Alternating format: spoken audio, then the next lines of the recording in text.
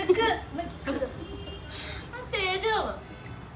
ഇന്ന് ഓഫീസിൽ നിന്ന് വന്നപ്പോൾ ദേ ഒരു സർപ്രൈസ് ആയിട്ടാണ് വന്നിരിക്കുന്നത്. നമ്മുടെ ലിൻറ്റിൻ്റെ ചോക്ലേറ്റ്, ദുബായിലെ വൈറൽ കുനാഫ ചോക്ലേറ്റിൽ അതിന് ഇൻസ്പയർ ആയിട്ട് ലിൻറ്റിൻ്റെ ചോക്ലേറ്റ് ആണ്. കണ്ടോ എൻ്റെ മുഖം എങ്ങനെയെന്ന് ഇങ്ങനെ ഇരിക്കുന്നതെന്ന്. ഞാൻ രാവിലെ വളരെ കഷ്ടപ്പെട്ട് ഇന്ന് ഡയറ്റ് ചെയ്ത് തുടങ്ങിയ ദിവസം തന്നെ നോക്കിക്കൊണ്ട് അവസാനിപ്പിച്ചു. പിന്നെ ഞാൻ വിചാരിച്ചു സാരില്ല, ഡയറ്റല്ലേ, നമുക്ക് നാളെയും തുടങ്ങാമല്ലോ, ഇന്നും തുടങ്ങാൻ പറ്റുന്നൊരു സാധനമാണല്ലോ.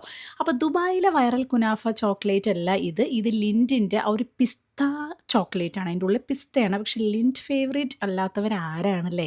ലോകത്തിൽ തന്നെ ഏറ്റവും ടേസ്റ്റിയായ ചോക്ലേറ്റ് ആണല്ലോ ലിൻറ്റിൻ്റെ. കുനാഫ ചോക്ലേറ്റ് നമ്മളിവിടെ ട്രൈ ചെയ്തതാണ് കേട്ടോ. അതിന് 100 ഗ്രാമിന് 800 റുപ്പീസ് എങ്ങാനും ആയിരുന്നു ഇവിടെ വാങ്ങിക്കുമ്പോൾ. ദുബായിൽ എങ്ങനെയാണെന്ന് എനിക്കറിയില്ല. പക്ഷേ സംഭവം കുനാഫ എനിക്ക് ഭയങ്കര ഇഷ്ടമാണ്. പിന്നെ പിസ്ത എനിക്കിഷ്ടമാണ്. പിന്നെ ഹാനകൃഷ്ണ പറഞ്ഞ പോലെ, ഒരു വ്ളോഗിൽ പറഞ്ഞ പോലെ, ഫുഡാണ് എൻ്റെ ക്രേസ് എന്ന് പറയുന്ന സാധനം എന്താണെന്ന് ചോദിച്ചാൽ ഫുഡാണ്. രമേശേട്ടനെ കഴിപ്പിക്കുന്നതാണ് കാണുന്നത് കേട്ടോ. വേണ്ട വേണ്ട പറഞ്ഞ അവസാനം ഞാൻ കൺവിൻസ് ചെയ്യിപ്പിച്ചിട്ട് ഒരു പീസ് കഴിപ്പിച്ചു. ഇതിന് ബാക്കി ഞാൻ ഫ്രിഡ്ജിലേക്ക്. ഞാനൊന്നേ കഴിച്ചിട്ടുള്ളൂ. God promise.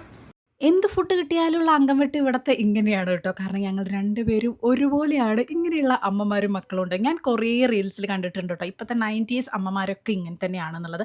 പണ്ടൊക്കെ അമ്മമാർ മക്കൾക്ക് വേണ്ടി ഞങ്ങളൊന്നും കഴിക്കാതെ ഇരുന്നു. നമ്മളൊന്നും അങ്ങനെയല്ല അല്ലേ. അല്ല, അങ്ങനെയല്ല വേണ്ടതെന്ന് തന്നെ എനിക്കും തോന്നുന്നു. കാരണം ഇതിൻ്റെ പേര് സെൽഫ് ലവ് എന്നാണ്. കാരണം നമുക്കെന്താ കഴിച്ചിറങ്ങില്ലേ അല്ലേ. നമ്മളിതൊന്നും കഴിക്കാതെ ഇതാദ്യം കൊടുക്കേണ്ട കാര്യമില്ല. അതുകൊണ്ട് തന്നെ നമുക്ക് ഭാവിയിൽ ഒരു റിഗ്രറ്റ് ഉണ്ടാവില്ല. നമ്മൾ നമ്മുടെ ലൈഫ് നന്നായി എൻജോയ് ചെയ്യുന്നതുകൊണ്ട് തന്നെ കുട്ടികളത് തന്നില്ല, ഇത് വാങ്ങി തന്നില്ല എന്നുള്ള വിഷമമൊന്നും നമുക്കുണ്ടാവില്ല.